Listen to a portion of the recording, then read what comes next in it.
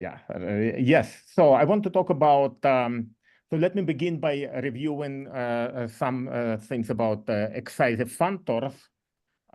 So first of all, I'll consider functors from spectra to spectra, like homotopy functors, pointed homotopy functors from the category of spectra to category of spectra.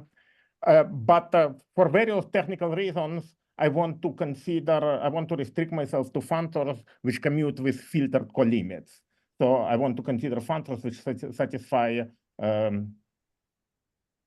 colimit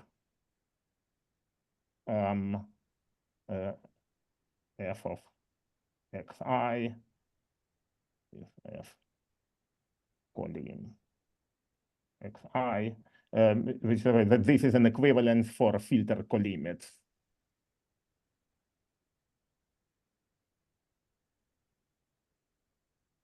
And this is equivalent to considering functors which are from the category of finite spectra or compact spectra to spectra. So let me recall that so there is an important notion of an n-excisive functor, which is really a categorification of a being polynomial of degree n.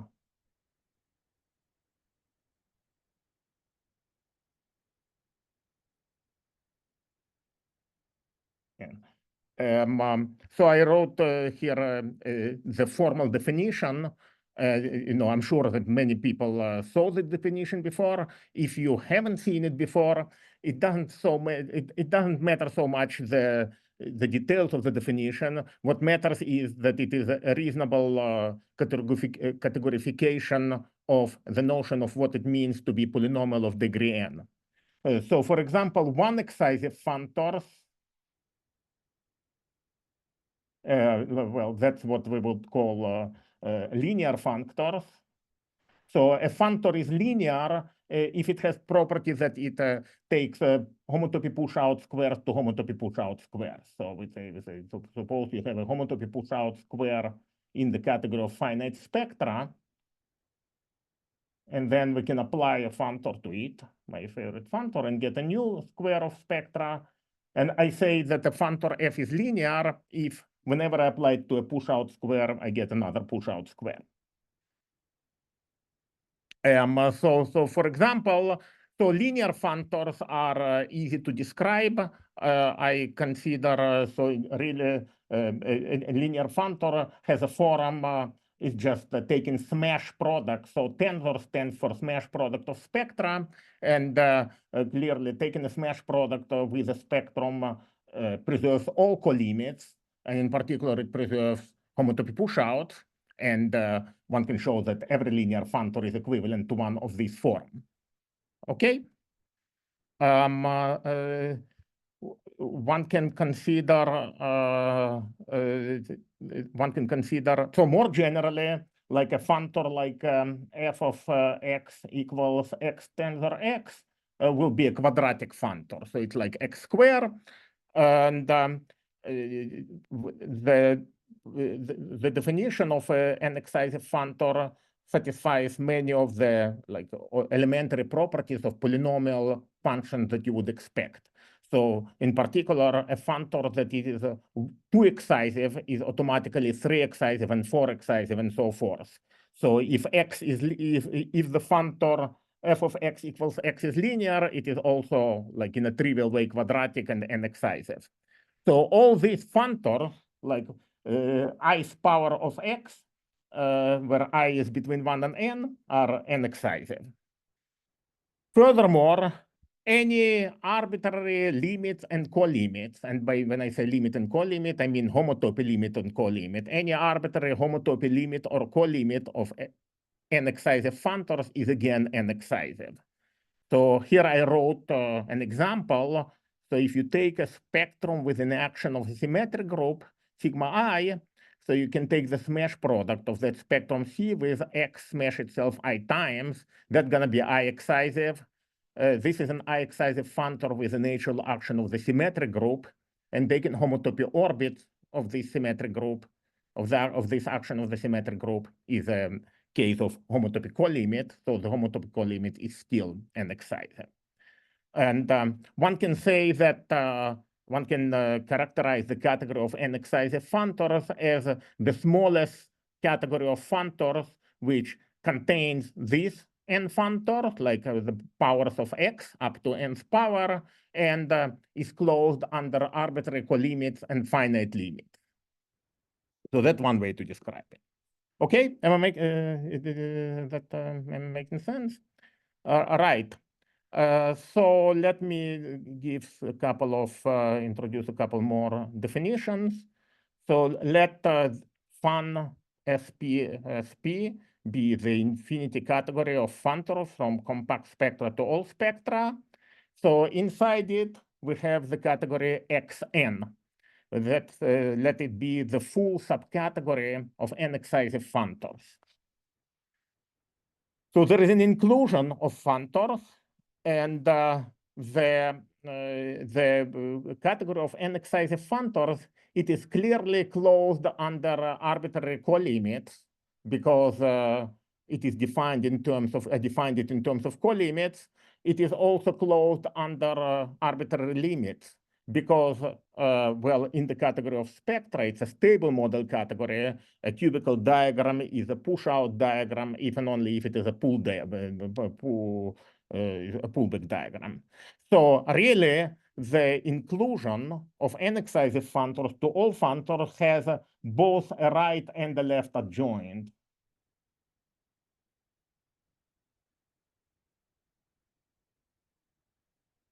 But as it happens, I'm probably more interested in the left adjoint. So the left adjoint, I will call it Ln. What more commonly appears in the literature is the composition of the left adjoint followed by the inclusion functor.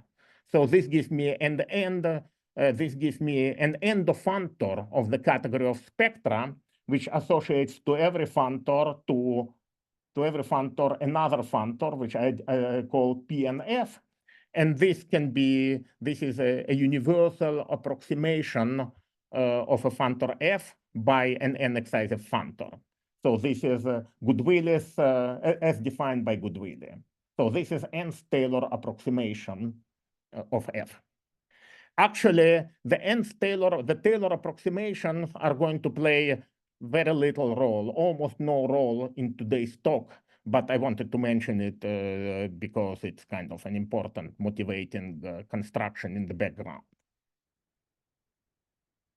Okay.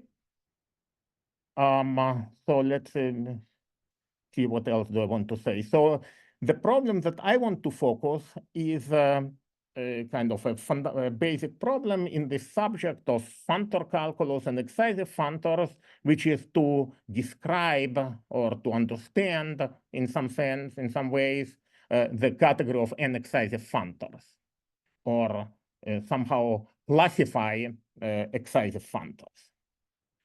So for example, one example we already mentioned, the one-excisive functors are linear functors. They are quite well, and in some sense, are easy to understand. Namely, a linear functor is determined by a coefficient spectrum, and you can formulate it as an equivalence of categories or an equivalence of infinity categories between the category of spectra and the category of linear functors. So to every spectrum, you associate the linear functor, which is tensor in that spectrum. Maybe a little bit more interesting, a little bit less well-known, you can also classify quadratic functors in terms of the genuine equivariant category of sigma-2 equivariant spectra. Namely, so if I have a sigma-2 equivariant spectrum, I can define a functor with it, which sends a spectrum X to the fixed point of the smash product of C with the norm. Nowadays, that I guess is accepted a name for this construction. So this is really model for the sigma-2 equivariant model for the smash product of a spectrum X with itself, with the property that the geometric fixed point of this model is X itself. Okay, so this is it is not hard to show that this is a quadratic functor, and one can show that this, in fact, every quadratic functor is of this form. So this is again an equivalence of categories. Okay, So these are, in some sense, so these are one type of answer of a question of classifying one excisive and two excisive functors. However, three excisive functors, the category of three excisive functors is not equivalent to the category of spectra with an action of sigma 3 or the category of spectra, like of G equivariant spectra for any group G. But on the other hand, it does suggest somehow that there may be some rather strong similarity between the category of excisive functors and the category of like a G equivariant stable homotopy theory, the category of G equivariant spectra.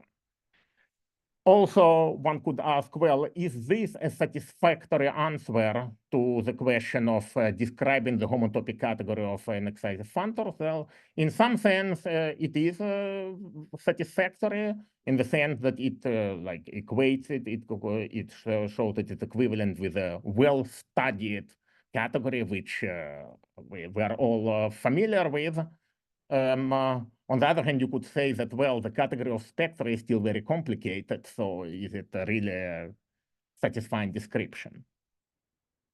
Okay. So I would like to say something about extensions of these results to more high, like to higher n, to n excisive functors for n greater than 2. Like so the way we approach the problem until now is usually by trying to describe the structure on some sequence of spectra associated to a functor. So, for example, so Goodwillie has shown that one can associate to a functor a symmetric sequence of spectra which play the role of the derivative of the functor. So given a functor f, I can associate with it a sequence of spectra, which I'll denote d1f, d2f, like this, and so on, up to like maybe the nth derivative of f. So if f is n excisive, there are going to be just n of them, and well, the spectra, the second spectrum is going to have an action of the group sigma 2. The third one has an action of sigma 3. The nth one has an action of sigma n. So this is a truncated sequence of spectra, which play the roles of derivatives of f.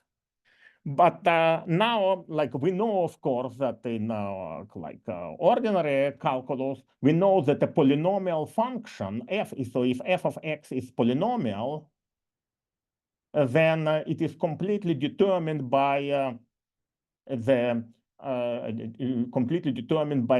n+1 tuple of numbers, like the derivatives of f, let's say at 0. So you could ask, well, is a functor completely determined by the n tuple of spectra, which are the derivatives of this spectra? By the way, in case you wonder about the zeroth derivative, I'm secretly restricting myself to pointed functors. So functors which have the property that f of a point is a point. So that analogous to saying that I only consider functions which satisfy f of 0 equals 0. That's why I have not n+1 but just n items with which I try to concern. So we could ask, well, if a polynomial function is determined by n or n+1 numbers, can I determine a polynomial functor by an n or n tuple of spectra like this? Well, no, not if I just think of this as an n tuple of spectra, because these spectra have further structure. For example, it is a symmetric sequence. But the action of the symmetric sequence structure still does not determine the functor. So previous approach to the classification problem approach the problem, I would say, by trying to describe all the relevant structure on this symmetric sequence from which one could, at least in principle, recover the functor f. So, for example, so Michael Ching and I, some years ago now, we have shown that the sequence of derivatives has a structure, well, not exactly a right module over an operad, but something that we called a right module over a pro-operad. And there is an equivalence of categories between n-excisive functors and truncated modules over some kind of pro-operad. So that gives you one answer to the question of classifying n-excisive functors. There is another approach which mimics another classical fact about polynomial functions. So just as a polynomial function can be determined by its sequence of derivatives, of course, a polynomial function is also determined by its sequence of values at like f of 0, f of 1, f of n. So this is like evaluating the function at the n+1 points is another way to associate n+1 numbers to a polynomial function, and from which determine the function. So one may wonder if one can do something similar for polynomial functors. And indeed, if we have a functor f, I can imitate this construction by evaluating f at the unit, the sphere spectrum, and then taking the value of f at the wedge of 2 copies of a sphere spectrum, all the way up to f at like wedge of n copies of a sphere spectrum. So this again gives me an n-tuple of spectra, or if you want, a truncated symmetric sequence of spectra. And again, as a sequence of spectra, it is not sufficient to determine the functor f. You can't recover f just from this information because there are some further structures. So there are some natural maps between these spectra, which are roughly speaking induced by maps that you can have between wedges of sphere spectrum. And it turns out that this extra structure possessed by this sequence is can be described as something called a spectral Mackey functor. So this sequence of spectra forms a spectrum Mackey functor on the category of pointed finite sets of cardinality at most n. And one can show that this is equivalent to the category of spectra. And actually, what people usually do, instead of considering just the values of f at wedges of sphere spectrum, we consider we reduce it by considering the cross effect of f. So instead of looking at f of s wedge s, I'm looking at something which is we call the second cross effect of f s evaluated at the sphere spectrum. So if roughly speaking, this is so the second cross effect of f is a wedge summand of this spectrum, and it is obtained by killing the part which is detected by f of s. So this is really the cofiber of the map from f of s as wedge s.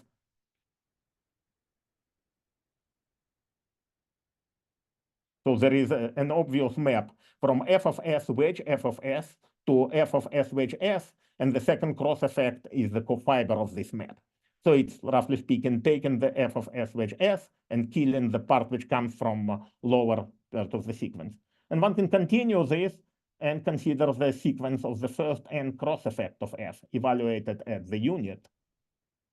And this sequence of spectra forms a spectral Mackey functor on the category of finite sets and epimorphisms. So we can consider the category, let epi be the category of finite sets and epimorphisms and surjective function between them, and truncate it at sets of cardinality at most n.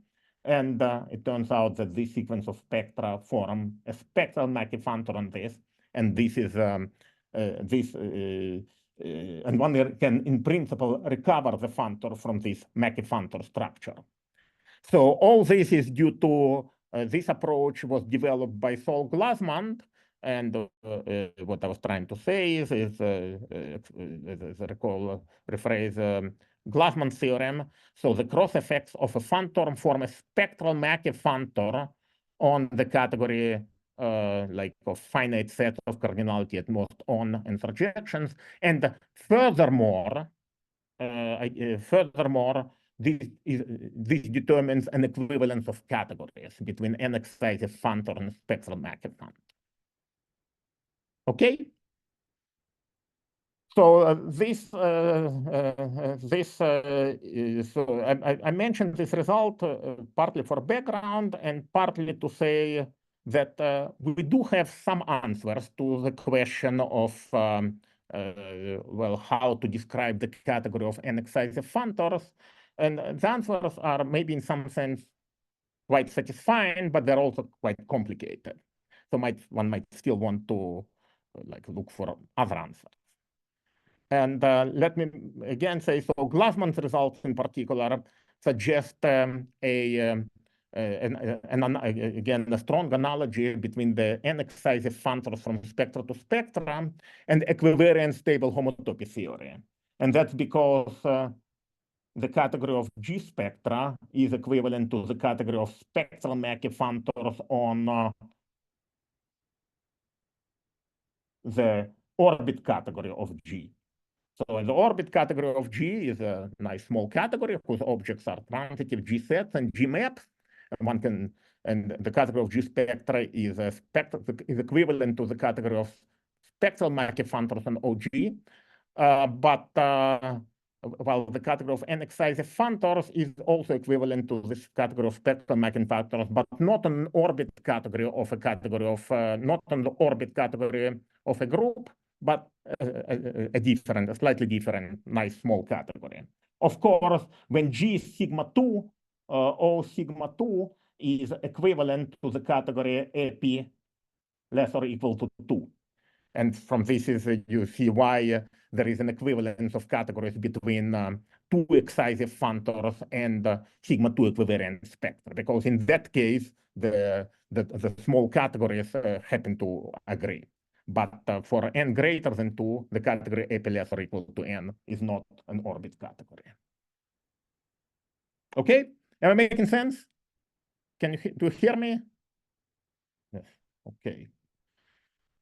So right, and so that all this is a kind of background, like all this was kind of the starting point for the work that I really want to talk about today.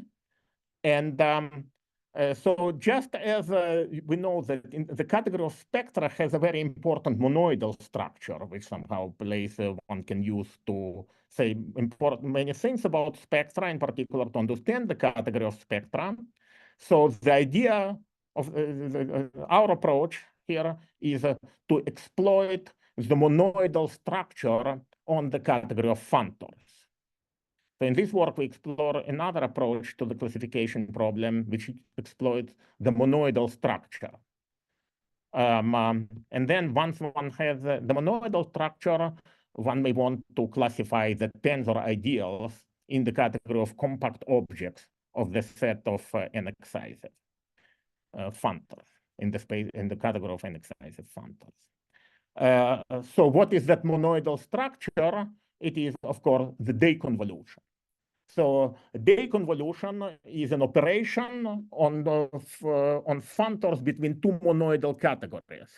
And Day convolution, because the category of spectra is a symmetric monoidal category, the category of functors from spectra to spectra is again a symmetric monoidal category under Day convolution.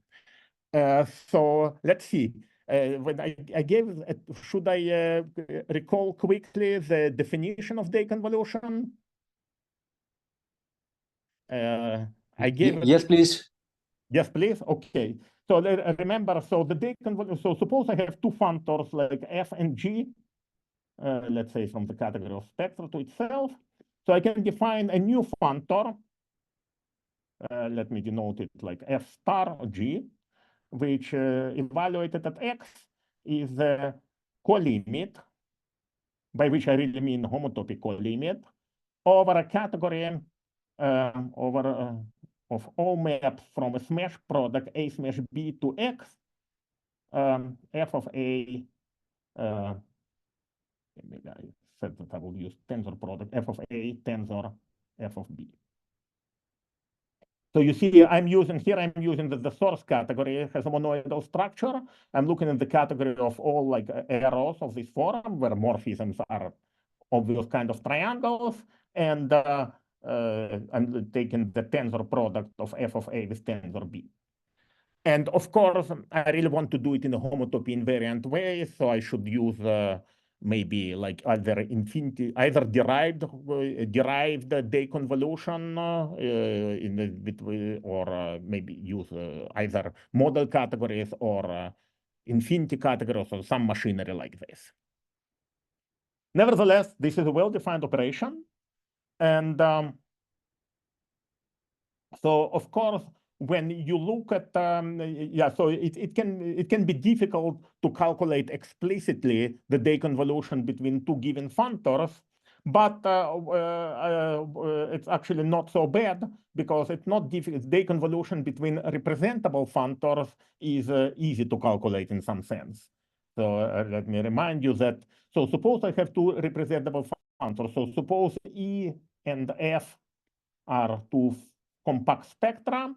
So I can look at the functor suspension spectrum of the mapping space from E into something. So when I'm looking at map, when I write map, I mean the mapping space between spectra. So this is what I think of as a functor represented by E from spectra to spectra. And I take another representable functor sigma infinity map from F into some spectrum. Then their day convolution is, in fact, again, a representable functor represented by the smash product. Sigma infinity maps from E, F. Okay, I hope people can read what I wrote there. Yeah. So the day convolution of representable functors is easy to understand, and since every functor can, at least in principle, be written as a co-limit of representable functors, so that gives us, at least in principle, a formula or a sort of a way to compute day convolution. Okay, this formula also tells me that the unit for day convolution is the functor represented by the unit in the underlying category. So the unit is going to be sigma infinity. So you see, if E is a unit, then this is going to be just, again, map from F, and the unit is F. So sigma infinity map from the sphere spectrum is what we functor that we often denote by sigma infinity omega infinity. So the end of functor of spectra sigma infinity omega infinity is the unit for day convolution. Okay.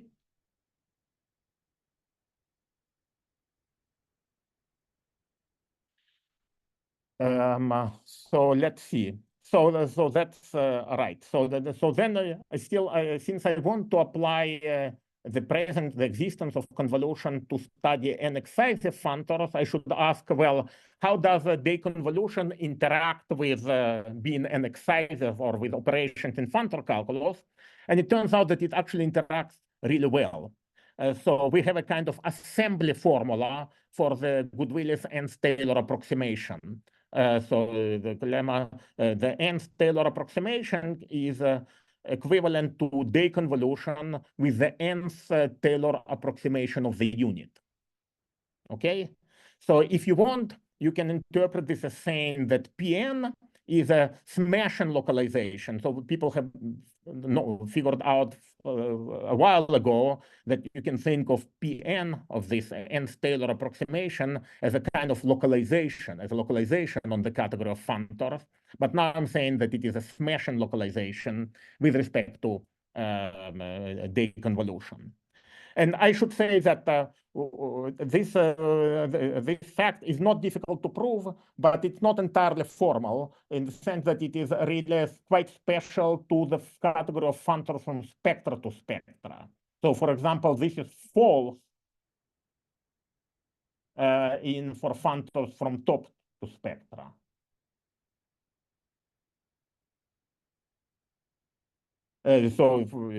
Yeah.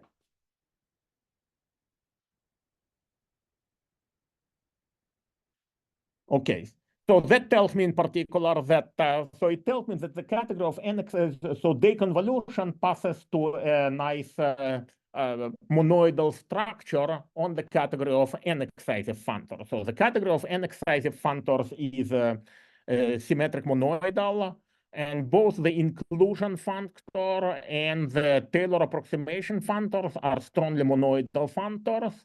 And the only difference is that the unit object in the category of n-excisive functors is not the unit object in the full category of functors, but the Taylor approximation.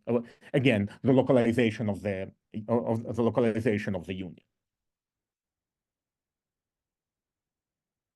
Okay. So, Greg, I have a question. So before this lemma and the corollary, was it known that the nth Taylor approximation of the unit had an E-infinity structure with respect to deconvolution? Like, was that an inspiration, or was that just post facto you noticed this?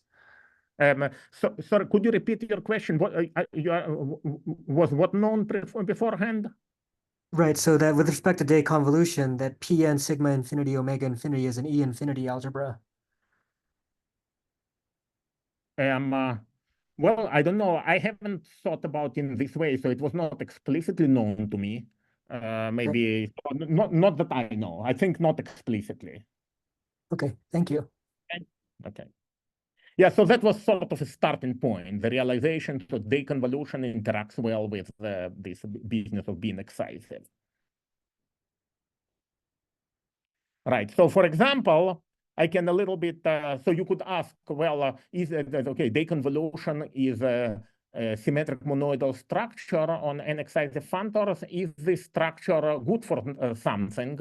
Well, in the two examples when we have an equivalence with some categories of spectra, deconvolution, in fact, corresponds to the ordinary smash product. So deconvolutions on linear functors is just the ordinary smash product of representing spectra, and similarly for quadratic functors.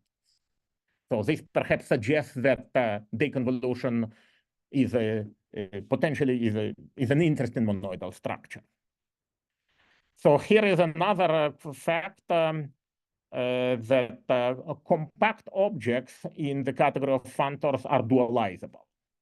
So maybe I didn't say it explicitly, but the category of n-excisive functors is a closed symmetric monoidal infinity category. So it has both a monoidal structure and an internal home object. So one can talk about dualizable and strongly dualizable objects in this category. And yeah, typically dualizable objects are compact. The converse is not always true. It is true in this case. Again, this is something that is false, for example, in the category of functors from spaces to spectra. The above is false. So it's not hard to prove, but it's not completely formal. And so this property, I guess it is called like being rigid monoidal. It's a rigidity property. So the lemma says that the category of compact objects in n-excisive functors is rigid monoidal. And this suggests applying the technology that has been in recent years very much used and kind of developed for the study of monoidal stable infinity categories, and especially rigid monoidal stable infinity categories. So these are so these results suggest applying the results of tensor triangulated geometry to the category of n-excisive functors. Okay. So what is that all about? So let me recall what is a little bit what are tensor ideals and what is tensor triangulated geometry. So let us suppose that we have a stable infinity category. Let me use this notation that I have used for Spectra before. Let's see with supergroup C denote the full subcategory of compact objects of C. So we will generally assume that C is rigid monoidal. So CC is also the category of dualizable objects in C. So some compact and dualizable objects. So then Right. So I assume that C is a monoidal in particular a symmetric monoidal category. So we say that a subcategory I of C, or of the compact objects in C, is a thick triangulated tensor ideal if it satisfies some properties. First of all, if it is closed under retract, so that's what thick means. Second, if it is triangulated, so that I guess what triangulated means. So triangulated means that if I have a cofibration sequence like this in C, on compact C, and if 2 out of 3 are in I, then all are in I. So that's what I think that's what triangulated subcategory means. So if you have a cofibration sequence like this, and 2 out of 3 of these are in the subcategory, then so is the third. Okay, and then finally, I is an ideal in the obvious sense that if I take an object of I and tensor it with any object in C or in CC, then that will be again an object in I. Okay, so the goal of, I mean, probably a restricted, kind of a very restrictive view of tensor triangulated geometry, but one goal is to classify the triangulated tensor ideals of the category of compact objects in C. So that, roughly speaking, amounts to classifying the compact objects of C up to a relation which is coarser than the homotopy equivalence relation.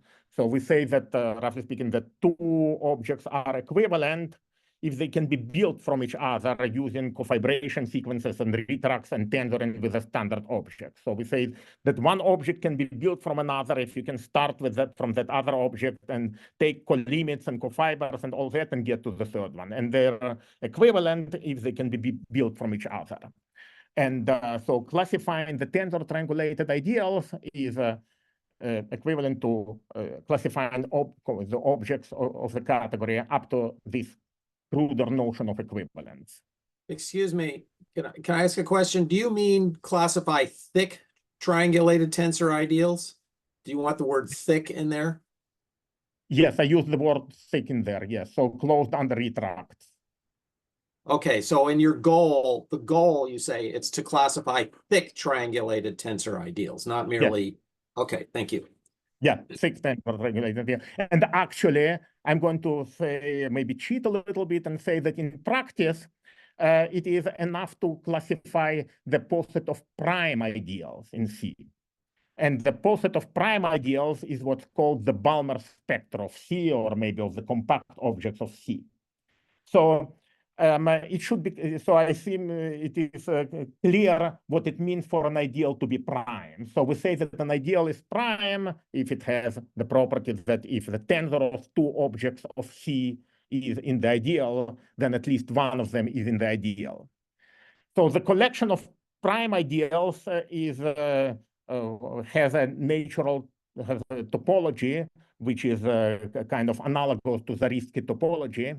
But in good cases, in particular this case, in my cases that I will consider, the topology is determined by the poset structure in the prime ideal. So the closed subsets are the downwardly closed subset in the poset of prime ideals. So I want to determine the prime ideals, the space of prime ideals in the Zariski topology, but in practice this means I want to determine the poset of prime ideals. Okay, and I say that in practice it is enough because there is a general result due to Balmer and Sanders, I understand, which says that once you understand the space of prime ideals, you can recover the classification of all thick ideals in terms of something called the Thomason subsets of the space of prime ideals. So maybe I will not recall the definition of a Thomason subset, but these are subsets which are defined in terms of a topology, and there is a classification of all thick tensor triangulated ideals in terms of subsets of prime ideals. Okay? So let me begin by, let me now recall like a famous example, which is like a precursor to this whole subject, which is the category of spectra. So for simplicity, let's pick a prime P and let SP sub P be the category of P local spectra. So let KH be the height H Morava K theory, with understanding that K0 is rational homotopy theory and K infinity is like a homology with mod P coefficients. Okay, and so let us define C sub PH to be the category of compact P local compact spectra whose H minus 1 height H minus 1 Morava K theory vanishes. So since it's a homology theory, it is it's easy to show that it's an ideal. Because Morava K theories are fields in some sense, this is a prime ideal. And the classic theorem of Hopkins and Smith says, so first of all, there is an inclusion of prime ideals, which is which forms the spectra, finite spectra of height H are contained in spectra of height H minus 1. So we have an inclusion. So this is a subposet of the Balmer spectrum, and the subposet of the Balmer spectrum. And in this language, we can reformulate the Thick Subcategory Theorem as saying that the poset of prime tensor ideals of P local spectra consist of just these ideals and nothing else. Okay, so remember again, so these are spectra whose rational homology vanishes, these are spectra whose homology with mod P coefficients vanishes, and these are intermediate ideals, which are determined by Morava K theory.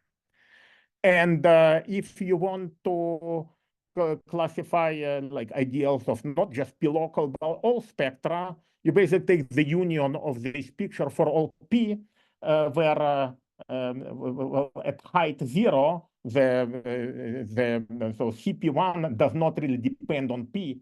It's the same for all P, but all the other ideals are like depend on P. So one gets this well-known picture, like C something 1, and then C2, 2, C2, 3, C2 infinity, and then like for every prime CP2, CP infinity. So you get this kind of poset, which is a disjoint union of these pictures indexed by primes where the maximal elements are joined together. Okay, so that's the classic result, and our goal is in some sense to generalize. Our result is an analog of this theorem for n-excisive functors. Of course, we use this theorem as one of the ingredients in the proof, as an input to our proof. So maybe now I can say something. I can tell our result, which is a description of the Balmer spectrum of n-excisive functors as a poset. So let me, so for every I between 1 and n, we have a functor from the category of excisive functors, or category of all functors related to spectra, which is the ith Goodwillie derivative. So the Goodwillie has defined the sequence of functors from functor category to spectra. And so what's a little bit new is that for each I, the ith Goodwillie derivative defines a symmetric monoidal functor from this. So there is, so in other words, the ith derivative of Day convolution is equivalent to the tensor product or smash product of ith derivatives. Again, this is not true, for example, for functors in spaces to spectrum.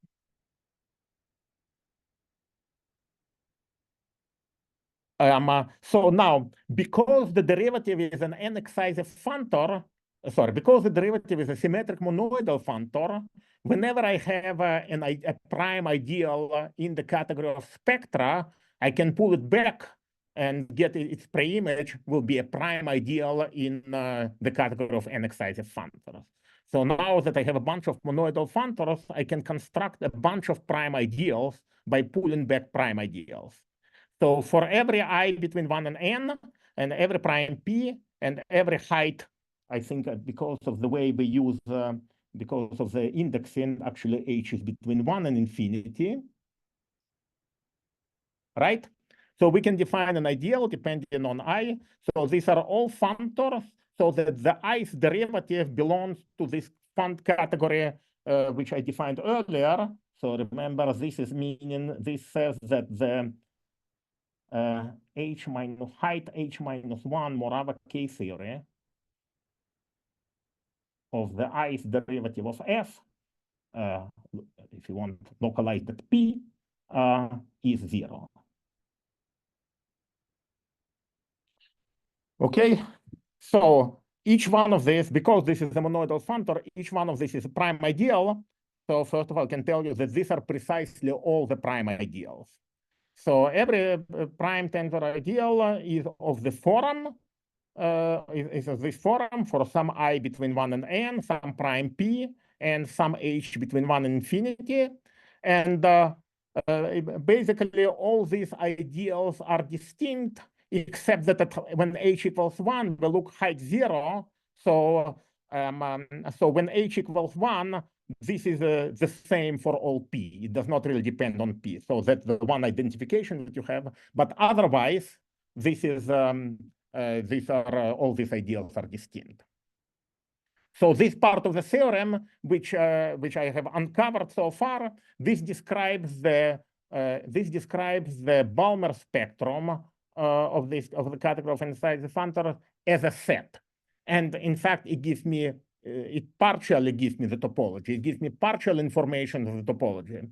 So it basically says that for every I between 1 and n, I have a copy of the sphere of the category of sphere spectrum, or a copy of the Balmer spectrum of the category of spectra. And of course, whatever inclusions I have for each I between ideals of between prime ideals of the category of spectra, these inclusions still will hold here. However, there may be some further inclusions, and in some sense, this is the most kind of the least easy part to prove, and in some sense the most interesting part. So all these ideals are distinct, but furthermore, so there are inclusions if and only if.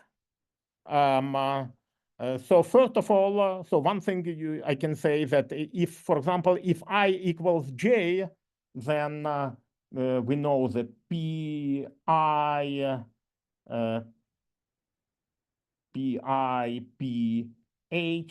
contains PH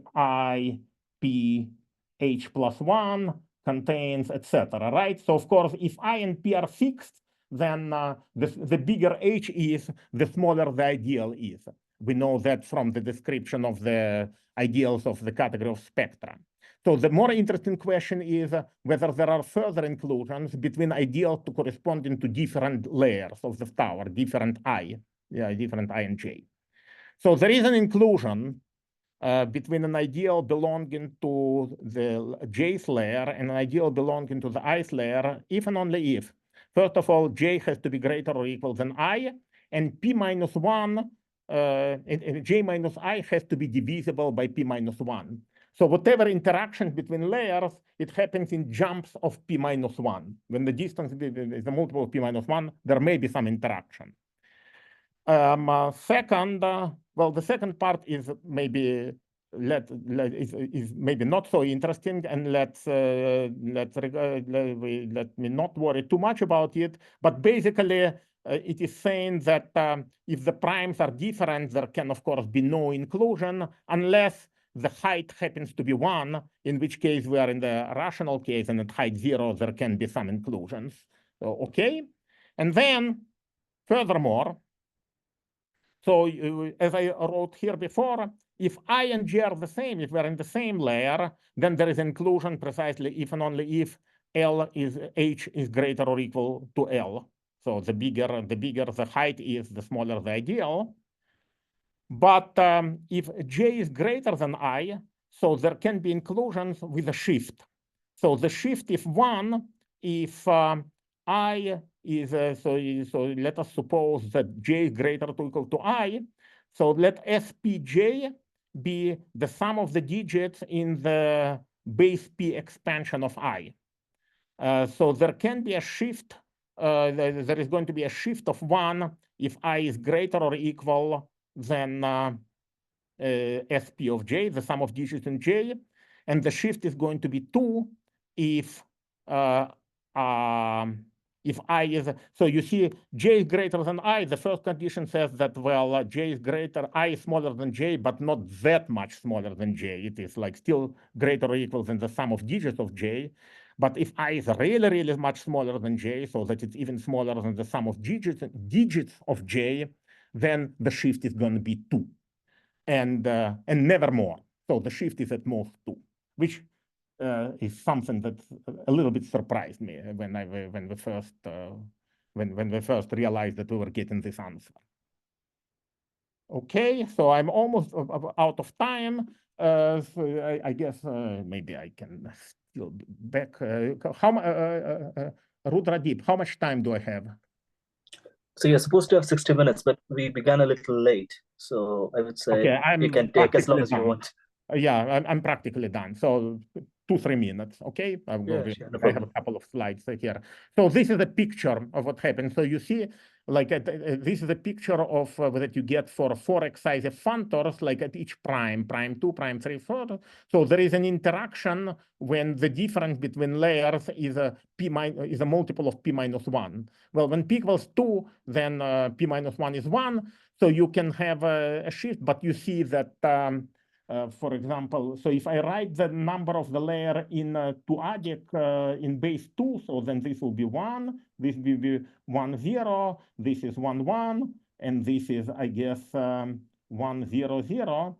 So for example, the sum of digits of 3 is 2, right?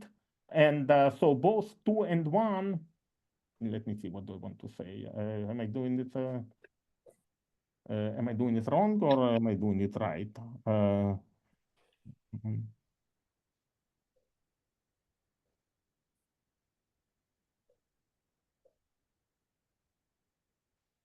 Right.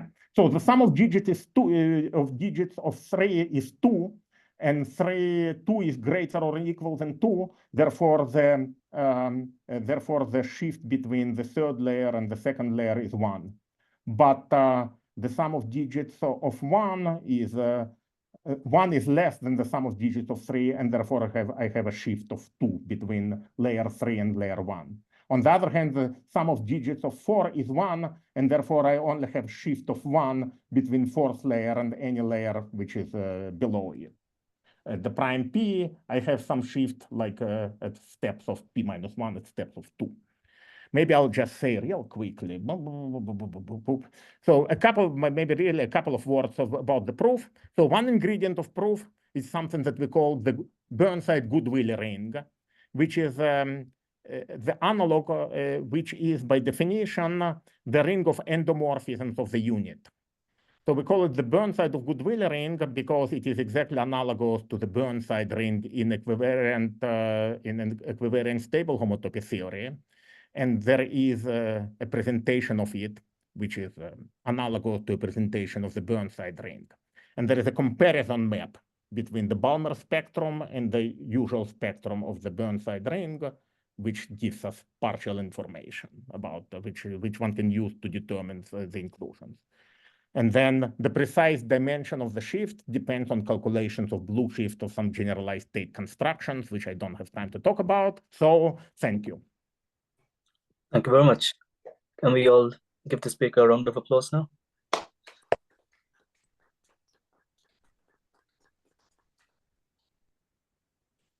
Okay, if you have any questions for Greg, you can ask them now.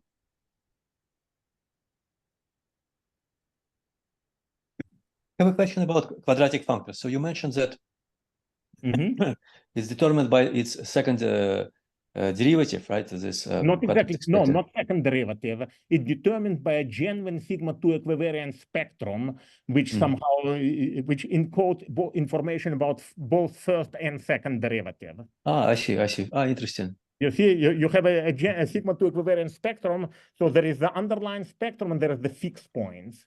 I So see. the underlying spectrum is giving you the second derivative, and the geometric fixed points give you the first derivative. I see, I see. So it's a kind of this subtle sigma 2 structure. I see. Yeah. Okay, good, interesting. Thank you. Thank you. Any other questions?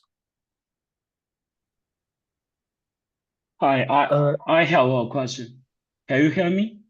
Yes, I hear you. Thank you. Yes. Yes, Yeah. yeah, go ahead. Is there a relation between the Balmer spectrum of the n excessive functors and the sigma n, I mean the symmetric group equivalent stable homotopy Great question. category? Well, it's not clear. So as I said, for n equals 1 and 2, there is an equivalence. But for n equals greater than 3, so there is an obvious functor. So into a sigma n spectrum, I can associate an n excisive functors, right? So I can write, so I suppose that C is a spectrum with an action of sigma n.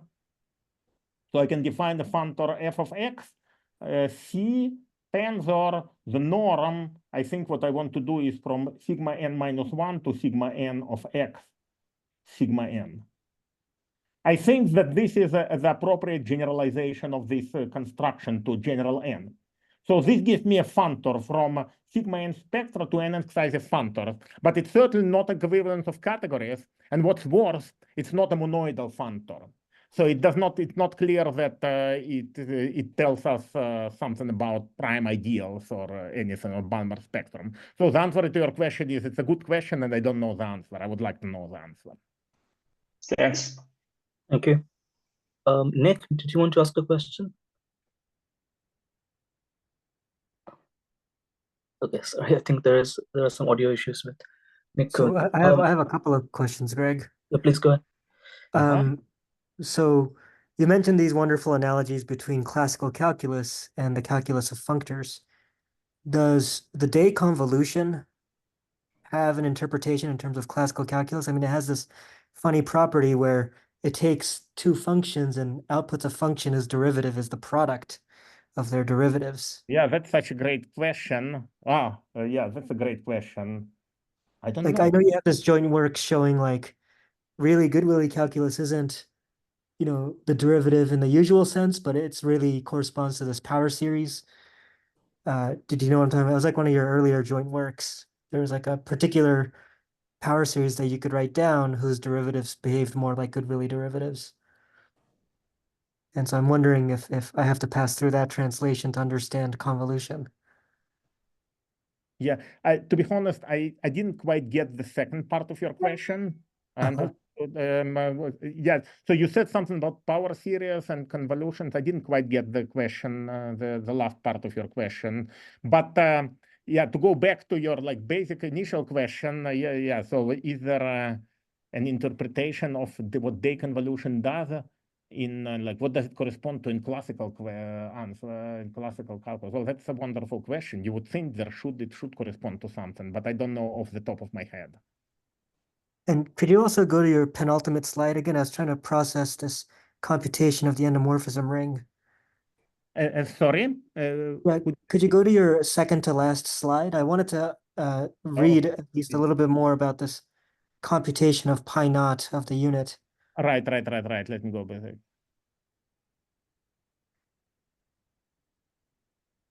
Okay, yes. Okay. So the dependence on n is only in that inequality in the summation. Right. Oh, in the number of generators. Okay, great. Okay. Yeah. And this is like, you know, there is a presentation which is very much analogous to this double coset formula that you have for in the Burnside ring. And is the intuition for why? So I'm going to call these capital S surjective spans, if you know what I mean. Yeah. Is there some intuition as to where they come up? Is this some partition Yeah, well, complex? it's not difficult to understand, right? So if you try to understand the product, the product in the, what is it called? The co-complete, the free coproduct co-completion of this category of epi. So you Okay. try to think what is so what I is see. what yeah, right? So you somehow like what does it mean to have a morphism into a, to have a product, and you find yourself at looking at what we call like good Ah, subsets. Yeah. I see. So you're really using Saul Glassman's results here. We're not really using it. I wouldn't say we use it. We don't Okay. formally use it, but we were very much inspired by his analysis. I Yes, don't. yes. Yeah. Okay. Okay. Thank you very much. Sure. Thank you. Any other questions? I myself had a small comment. Well, a question Oh, rather. I saw- got a chat. Someone in chat said that Nick is trying to ask the question, but no one can hear him. Is that, Yeah, Nick was having some audio issues. He left the meeting and then he came back and then he left again. I think the audio Okay. issues But I stayed. hope most people could hear okay. Yeah, we could hear Yeah. you fine. Yeah. So the question I wanted to ask was, in the original new theorem that you presented, am I correct in understanding that that's Balmer spectrum need not always be Noetherian? Because I saw in the paper that you guys proved that when the target was mod HZ, the Balmer spectrum was Noetherian. But so in general, does it fail to be Noetherian? Well, I think Balmer is in the audience, so maybe probably some people in the audience are more qualified than I to answer Okay. this. So are you asking if Balmer spectrum is Noetherian in general? No. In your theorem, Right. So it is Can you- Noetherian. Yes. It is Noetherian. I think if I understand what Noetherian means, so ascending chain condition. Sure. Yeah. So it satisfies that. Even the one for Spectra is not, right? So Yeah, that's what I'm asking. Yeah. Sorry? no, I mean even the underlying the coefficients, right? The spectrum of Spectra is not Noetherian. So. Okay. So then it is. But maybe if you truncate at some chromatic height, maybe is the question, and then it's finite, no? So I probably inverted in my head what Noetherian really means. Yeah, So no, I don't think they tend to be. Those categories are too big. Okay. Yeah, there's a theorem in your paper with Toby, Beren, and Drew. I think it's theorem G in the introduction. I mean, you guys show that if the target is mod HZ, then the Balmer spectrum is Noetherian. Okay. Anyway, it's okay. Thank you. Thank you. Any other questions, anyone?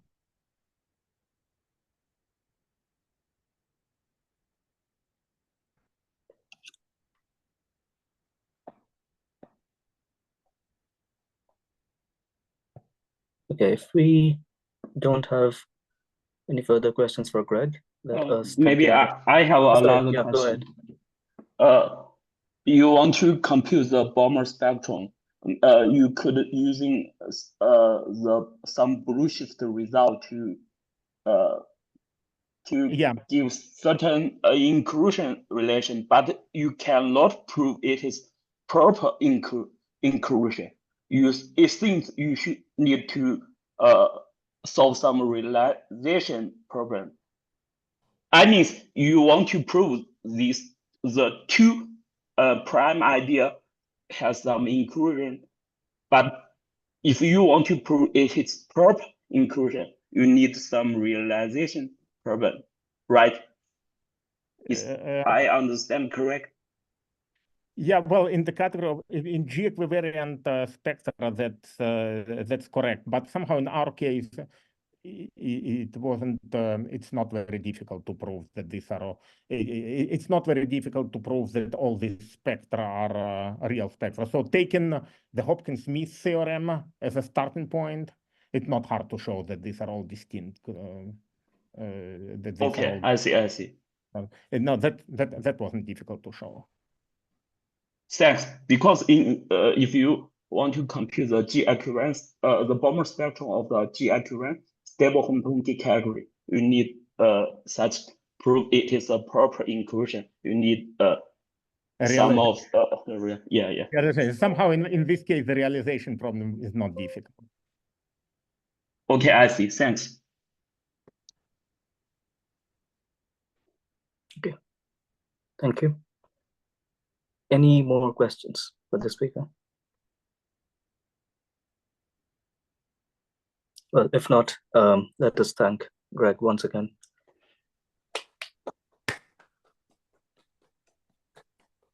Thank you for being so generous with your time, Greg. Nice.